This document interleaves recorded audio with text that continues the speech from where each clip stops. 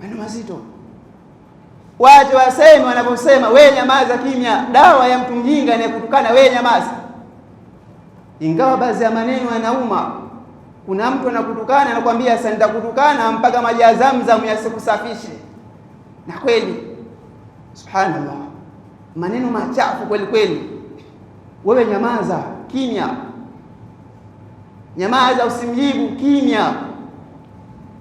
Tumwige Mtume sallallahu alaihi wasallam na mienendo ya nachoni hawa. Kwa hiyo alisema waache waseme wanaoyasema, sio kawaida ya simba. Maana simba yeye ndio mwenye nguvu, antujaba alkilabu, kuwajibu vile vijibu vidogo vidogo vinavyoweka, ndio kama hao. Wewe nyamaza tu, usiwajibu. Kuna sisi katika njia za kudhibiti ulimi wetu ili sio ni sababu ya kwenda kuchomwa siku ya Kiyama, basi tunyamazie haya mambo au maneno yatakayozungumzwa. Usiana wewe anayekutukana wewe, mwache, usimjibu. Mshukuru Allah, maneno machafu, wewe nyamaza kimya. Na lazima atarudi akaye afikirie, mbona niombe maneno yote yale, hata mmoja atarejeshea, atakuwa na hofu, umejipanga vipi? Lakini ukianza kumjibu nipe nikupe, sawa, basi hapo ndio unakaribisha mwisho wa siku mapigano, dhambi zote, nyote mpata dhambi.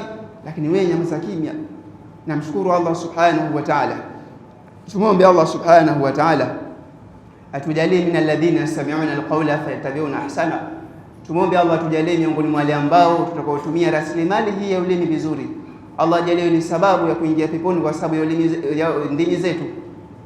Ibadallah, inna Allaha wa malaikatahu yusalluna ala nabi ya ayyuhalladhina amanu sallu alayhi wa sallimu taslima. Allahumma salli wa sallim ala sayyidina Muhammad wa ala ali sayyidina Muhammad kama sallaita ala sayyidina Ibrahim wa ala ali sayyidina Ibrahim wa barik ala sayyidina Muhammad wa ala ali sayyidina Muhammad kama barakta ala sayyidina Ibrahim wa ala ali sayyidina Ibrahim fil alamin innaka Hamidum Majid. وارض اللهم عن خلفاء الراشدين وعن ازواج امهات المؤمنين وعنا معهم برحمتك يا ارحم الراحمين. اللهم اغفر للمؤمنين والمؤمنات والمسلمين والمسلمات الاحياء منهم والاموات برحمتك يا ارحم الراحمين.